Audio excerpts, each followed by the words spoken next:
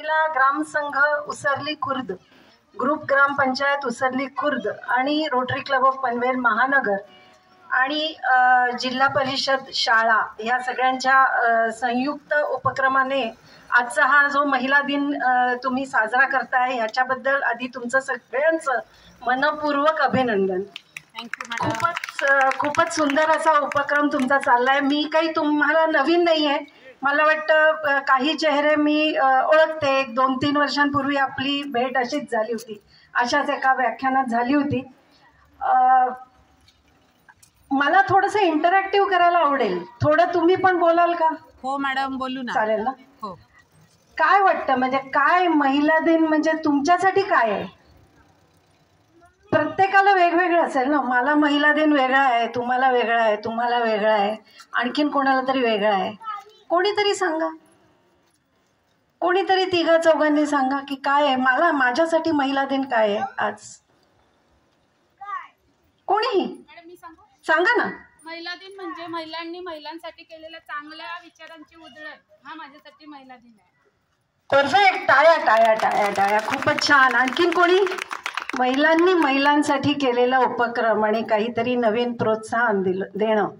आणखीन कोणी? आणि कोणी? आपण इथे खालती 3 महिलांचे नमन केलं, त्यांचं वंदन केलं. त्यात जिजाऊ आहेत, त्यात अहिल्या सावित्रीबाई फुले, मला वाटतं सावित्रीबाई आहेत, आणि रमाबाई आंबेडकर आहेत. अशा या 3 महिलांचं आपण वंदन केलं. बरोबर. तुम्हाला DNA म्हणजे काय माहितीये? DNA माहितीये? माहिती आहे ना. DNA म्हणजे आपल्या रक्तात असतं आणि आमच्या IT च्या भाषेत ना ऍक्च्युली तो एक कोड असतो. कोड. बरोबर. तो कोड असा असतो की माझा कोड असाच्या असा माझ्या मुलीकडे जातो, तिच्या मुलीकडे जातो, असा तो DNA पुढे पुढे पुढे पुढे जात राहतो. बरोबर. माझ्या DNA मध्ये, तुमच्या DNA मध्ये आणि ह्या तिघींच्या DNA मध्ये फक्त 1% फरक आहे. फक्त 1% म्हणजे 99% आपला DNA आणि ह्या तिघींचा DNA हा सेम आहे. मग त्या हे सगळं करू शकल्या. आपण आत्ता कुठे आहोत? बरं, बरेच जण म्हणतात की आता तो काळ नाही आहे, ती वेळ नाही आहे. बरोबर. आणि तसं सिच्युएशन नाही आहे की असं काहीतरी करायला लागेल आपल्याला. पण आपण आपल्या घरात तरी काय करतो? शिवाजी पाहिजे असतो पण शेजारच्या घरात पाहिजे असतो, आपल्या घरात नको असतो. बरोबर ना. शेजारच्या पोटी शिवाजी जन्मलेला बरा, माझ्या पोटी नको रे बाबा, ही भीती असते की नाही. तसंच गेल्या वर्षी मी 2-3 वर्षांपूर्वी मी बोलले होते आपल्याशी की आपण मुलांना कसं घडवतो, मुलींना सोडून द्या, मुलांना कसं घडवतो त्याच्यावर आपल्या महिला दिनचा सक्सेस किंवा फेल्युअर ठरतो. तसंच आज आणखीन एक छोटीशी बाब, एक छोटासा कॉमन सेन्स, म्हणजे आपलं म्हणजे मे बी आपण त्यांच्या एवढे काय त्याला म्हणतात ब्रेव, करेजियस किंवा हुशार, इंटेलिजंट कदाचित आपण त्यांच्या एवढे नसू, पण आपल्या घरात साध्या कॉमन सेन्सच्या गोष्टी, कॉमन सेन्स असं म्हणतात, common sense is very uncommon, पण प्रयत्न करूया की कॉमन सेन्सच्या काही गोष्टी आपण आपल्या घरात काय करतो किंवा ज्याच्यामुळे खरंच आपण सबळ होऊ शकतो. सबळ होण्यासाठीचं एक मोठं पाऊल ते असू शकतं. तुमच्यापैकी किती जणांना हे माहिती आहे की तुमच्या घराचं एक्झॅक्ट उत्पन्न काय आहे?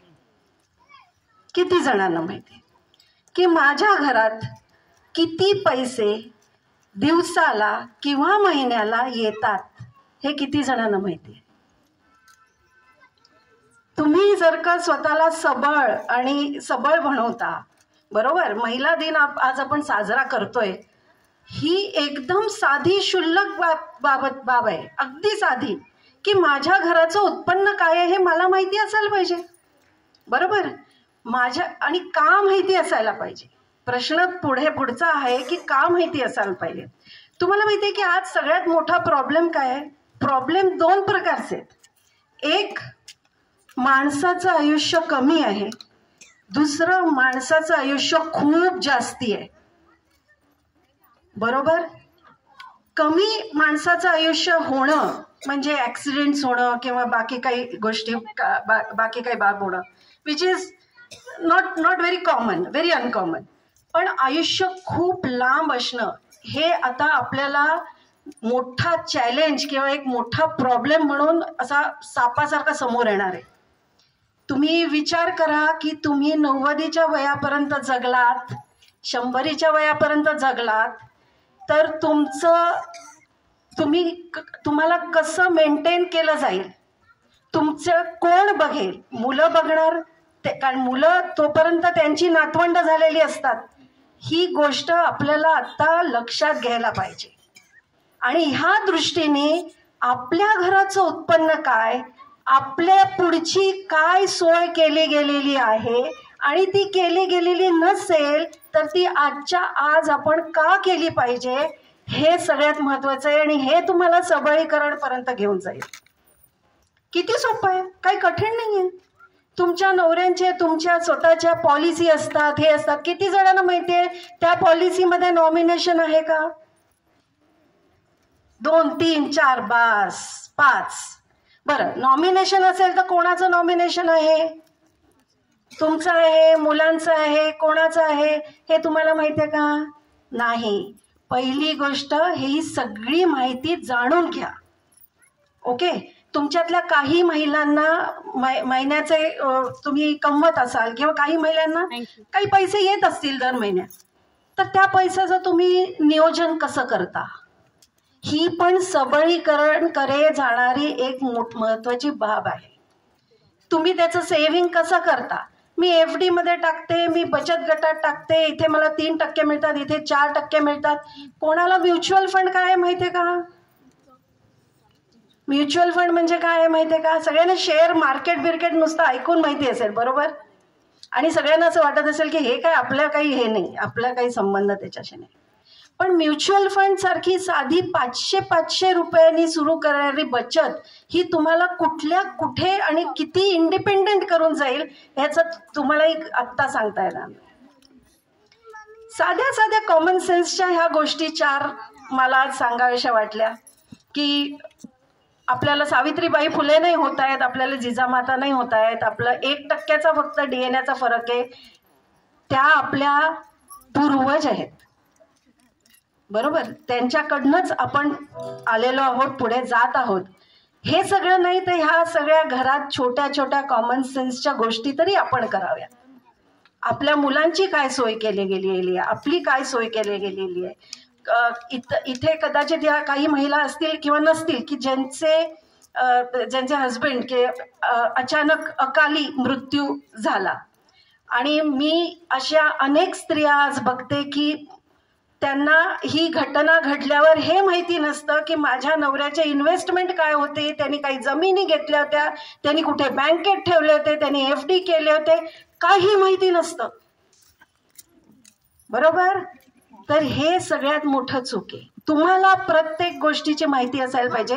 कारण घर एक युनिट, तुम्ही आज आपण म्हटलं ना की घर चालवते स्त्री, पण नुसती चालवते असं नाही. तुम्हाला तुमच्या घरातली प्रत्येक गोष्ट, एखादी गोष्ट कुठे ठेवली आहे हे बरोबर तुम्हाला माहिती असतं, आणि पैशासारखी महत्वाची गोष्ट माहिती नसते. काय साध्या साध्या गोष्टी असतात. तुम्ही आज सोन्याचे कितीतरी दागिने घातले, तुमच्या घरी सोन्याचे दागिने असतील, हे दागिने सुद्धा तुम्ही बँकेत व्याजावर गव्हर्नमेंटकडे ठेवून 2.5% व्याज मिळवून, 2.5 ते 3% व्याज मिळवून तेच व्याज पुन्हा म्युच्युअल फंड मध्ये टाका, इकडे टाका, तिकडे टाका, कंटाळा आला की दागिने परत घ्या.